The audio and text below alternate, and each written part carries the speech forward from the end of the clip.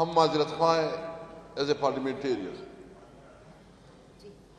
کیونکہ یہ جو پی کا ایکٹ پاس ہوا ہے یہ اسمبلی سے پاس ہوا ہے، اگرچہ ان کی جو پروسیجرز ہیں، جو طریقہ کار ہے، وہ کوئی اڈاپٹ نہیں کی گئی۔ یعنی ان کے پروسیجر تو یہ ہے کہ سب سے پہلے آپ جس کے متعلق قانون سازی کرتے ہیں تو اس کے لیے ضروری ہے کہ وہ تمام اسٹیک ہولڈر کو آپ سن لیں، ان کو آپ آن بورڈ لیں، ان کے ساتھ مشاورت ہو، اگر ان کی کوئی کنسرن ہوتی ہے تو اس کو ایڈریس کیا جائے۔ تو نہ اسمبلی میں اس کے اوپر کوئی پراپر ڈیبیٹ ہوئی، نہ اسٹینڈنگ کمیٹی میں اس کے اوپر کوئی پراپر ڈیبیٹ ہوئی، نہ پروسیجر فالو کیا گیا، اور نہ جو متعلقہ اسٹیک ہولڈرز ہے اس کو آن بورڈ کیا گیا۔ یہ جلدی کیا تھی؟ ہمیں پتہ ہے کہ ایک پارلیمنٹ جس میں لوگ بیٹھے ہیں وہ پبلک ریپرزنٹیٹیو نہ ہو تو اس کو کیا تکلیف ہوتی ہے کہ اس نے کون سی قانون سازی کرنی ہے، کون سا پبلک انٹرسٹ کو اس نے دیکھنا ہے۔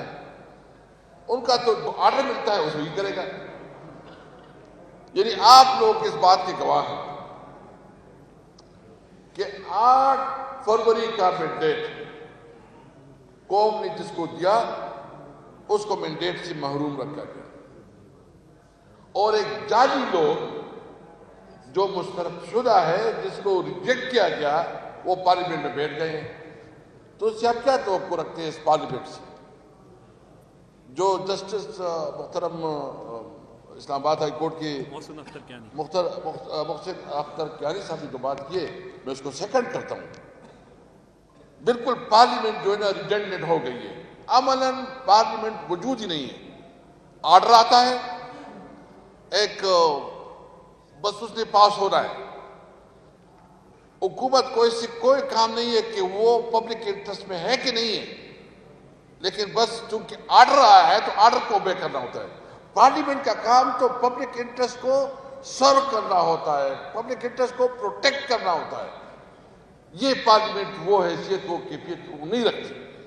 اس لیے ہم نے مطالبہ کیا ہے کہ فوری طور پر ری الیکشن کروائی جائے، فیئر اینڈ فری الیکشن ہو، وہ الیکشن جس میں تمام اسٹیک ہولڈر، تمام پولیٹیکل پارٹیز وہ متفق ہو، اور ایک ایسا میکینزم ہو کہ جس کے اوپر کسی کو ڈاؤٹ نہ ہو۔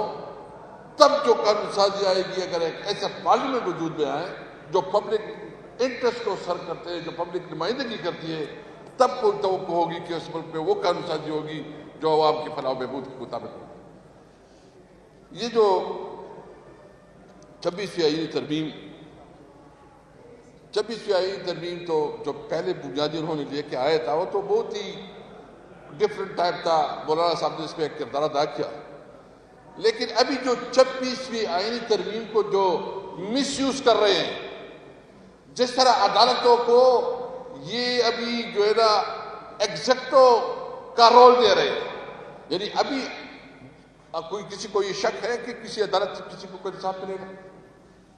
عملاً تو ابھی تو ایگزیکٹو ہی عدالت میں بیٹھیں گے، اور جو جج صاحبان تھوڑا انہوں نے جرت کی، انصاف کی کوشش کی، میرٹ پہ پیسری کی، ان کو کنڈولائن کیا گیا۔ مجھے بتائیں اس وقت آپ کہاں جائیں گے؟ اگر آپ بات نہیں کر سکتے، اگر آپ بات کریں گے تو آپ کے خلاف FIR ہوگا، اور جب آپ عدالت میں جائیں گے تو عدالت میں بھی ایگزیکٹو بیٹھے گا، اور وہ جہاں ایگزیکٹو جیسے فیصلے کرے گا، جیسا آرڈر دے گا وہ اس طرح ہوگا۔ تو اس کے خلاف اگر پوری قوم نہ نکلے تو پھر تو یہ بنانا ریپبلک ہے، پھر تو جنگل کا قانون ہے، پھر تو اس ملک میں نہ آئین رہا نہ قانون رہا۔ یہ ملک بالکل اس طرح ہے کہ اس میں اس طرح تو جانوروں کے ساتھ سلوک نہیں ہوگا جس طرح ہمارے شہریوں کے ساتھ سلوک ہوگا۔ بنیادی طور پر ہماری کانسٹیٹیوشنل رائٹس جو ہے، جو سٹیزن کی جو آئینی حقوق ہیں وہ سلب کی گئی۔ آپ کا حق ہے کہ آپ پبلک میں اپنی رائے کا اظہار کریں. آپ کا حق ہے، قانون آپ کو حق دیتا ہے، آئین آپ کو حق دیتا ہے کہ آپ اپنا نظر پیش کر سکیں. قانون اور آئین آپ کو حق دیتا ہے کہ آپ پیسفل پروٹیسٹ کریں، احتجاج کریں، جلسہ کریں. سب سے اس وقت اس شہریوں کو محروم رکھا گیا. اس وقت کیا ضرورت ہے؟ ہم انشاءاللہ تعالی آپ کے صحافی برادری کے ساتھ اس معاملے میں پوری آپ کے ساتھ ہیں. آپ جلسہ کریں گے، آپ کے ساتھ جلسہ کریں گے. آپ احتجاج کریں گے، آپ کے ساتھ احتجاج کریں گے. آپ جلوس نکالیں گے، آپ کے ساتھ جلوس نکالیں گے. یہ آپ اپنی جنگ نہیں، آپ اس قوم کی جنگ لڑ رہے ہیں. جب زبان بندی ہوگی تو پھر کیسے سوسائٹی تشکیل میں آئے گی؟ اچھا زئی صاحب نے بات کی ہے کہ ہمارے صوبے میں اور خاص کر جو بارڈر ایریا ہیں اور بلوچستان میں جو اس وقت صورتحال ہے، اگر آپ آنکھیں بند کریں اور کہتے کہ مجھے دکھائی نہیں دے رہا تو وہ تو آپ کی اپنی ضرب ہے.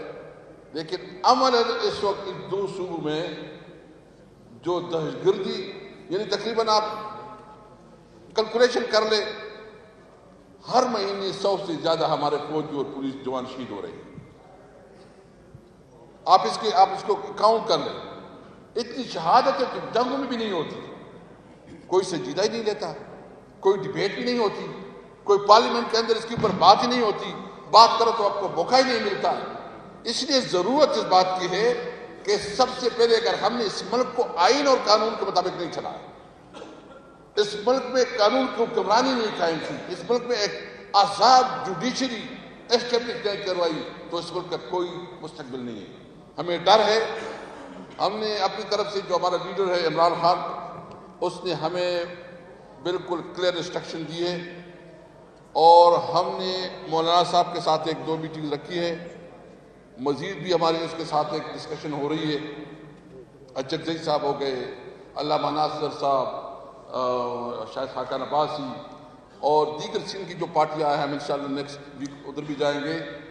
ہم 1 پوائنٹ ایجنڈا پہ تمام سیاسی پارٹیوں کو اکٹھا کر رہے ہیں کہ ملک کو آئین اور قانون کے مطابق چلاؤ. یہ ملک اس طرح نہیں چلے گا. مجھے بہت افسوس ہے، یہ جو وزیر قانون ہے اعظم نذیر تارڑ صاحب بہت ہی ڈیسنٹ آدمی ہے، لیکن اس نے جو اپنی وقت میں جو اس وقت کردار ادا کیا ہے، جتنا عدالتوں کے خلاف اس کا کیونکہ جو جتنی بھی بار سچویشن میں اس کا بڑا اثر رسوخ ہے، اور جو قانون سازی ہوئی ہے، میں سمجھتا ہوں کہ اس نے اپنا ظلم کیا ہے اپنے کردار کے ساتھ. یہ عہدے تو اتنی بڑی چیز نہیں ہے. شہباز شریف کو تو کوئی پرواہ نہیں ہے، وہ تو آنکھیں بند کیے ہوئے ہیں. اس کو تو 17 سیٹوں سے ان کو جو ہے نا حکومت دی گئی. مریم بی بی ادھر بیٹھی ہے، اس طرح کی بات کر رہی ہے. لیکن ہم سمجھتے ہیں کہ جب آپ کے پاس عوام کا مینڈیٹ نہ ہو اور آپ حکومت میں بیٹھے تو کوئی شرم، کوئی حیا تو بھی ہونی چاہیے. اس لیے انشاءاللہ ہم آپ کی شانہ بشانہ ہیں. آپ سب نے ملک میں آئین اور قانون کی بالادستی کے لیے جنگ لڑنی ہے انشاءاللہ تعالی. سب نے ملک میں رول آف لا کے لیے جنگ لڑنی ہے. ہم سب نے ملک میں آزاد عدلیہ کے لیے جنگ لڑنی ہے انشاءاللہ تعالی. میں یہ آپ کو یقین دہانی کرتا ہوں کہ تحریک انصاف اور جو ہمارا الائنس ہے، اس میں آپ کی ہر قسم کی امداد اور سپورٹ کرے گی.